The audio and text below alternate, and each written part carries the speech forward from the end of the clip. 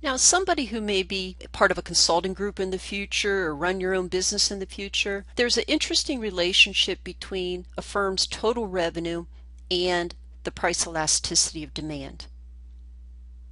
Consider this scenario. You design websites for local business, and you're charging $200 per website and currently selling 12 websites per month. Your costs are rising, and of course that includes the opportunity cost of your time, so you're thinking of raising the price that you charge per website from $200 to $250. Now, the law of demand says that if you raise the price, you're not going to sell as many websites. But the question is, right, how many fewer websites? And how much will your revenue fall if you raise your price, or might it actually increase? What is revenue? Revenue is just the total amount that you earn for selling your websites. Let's look here. Suppose the demand for your product is elastic. So if you sell 12 websites at the original price of $200, your revenue is going to be $2,400, and that is given by the rectangle there under the demand curve. You're selling 12 websites at $200 a piece. That's going to give you $2,400 worth of revenue. If you raise your price to $250, you're not going to sell as many websites. In this case, your sales will fall down to 8. Now your total revenue is only $2,000. So what happened here? When you raised your price, there was a quantity effect. You lost some revenue here because you sold 4 fewer websites. So you lost $800 worth of revenue.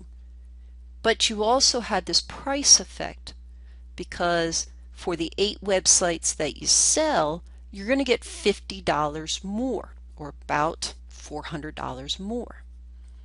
But the problem is you've lost $800 from the quantity effect, and you're only able to recoup about $400 of that through the price effect. And the end result is that when demand is elastic, a price increase causes your revenue to fall. And this would work the opposite way as well. This suggests that along an elastic demand curve, if you lowered your price, then your revenue would actually increase. In other words, if you lowered your price from $250 to $200 using this elastic demand curve, your sales would increase from 8 to 12. The quantity effect given by the blue rectangle would be more than enough to cover the loss that you incurred from the price effect given by the yellow rectangle. So your overall revenues would increase. Well, what about if demand for your websites is inelastic? So starting with our initial condition where you're selling your 12 websites at $200 per piece, you raise the price to $250, but in this case along an inelastic demand curve your consumers are not as responsive, maybe there's fewer alternatives for them, you only create 2 fewer websites per month. In this particular case, again, there's a cost and a benefit to changing your price. The cost is you sold 2 fewer websites. So you lost $400 here, right? You sold 2 fewer websites and used to get $200 for those websites. So you lost $400. But the benefit is you're going to get a $50 more for the 10 websites that you do sell. So that's an extra $500 that you get because of the price effect. Of course, though, you lost $400 because of the quantity effect. But net, what we see is, right, that your total revenue actually increased by $100. So when demand is inelastic, a price increase causes revenue to fall. And it works the opposite once again. This would suggest along an inelastic demand curve, if the price fell from $250 to $200, then your revenue would actually increase.